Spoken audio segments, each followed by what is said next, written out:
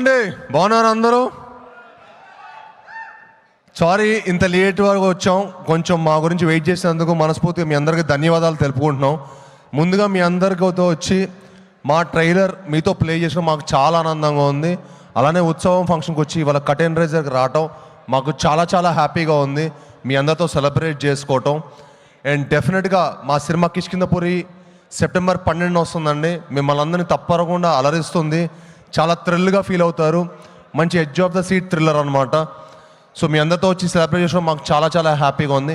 మాకు ఈ అవకాశం ఇచ్చిన ఎంపీ గారికి, కేసినేని చిన్ని గారికి చాలా చాలా thanks sir. You know really means a lot to our team.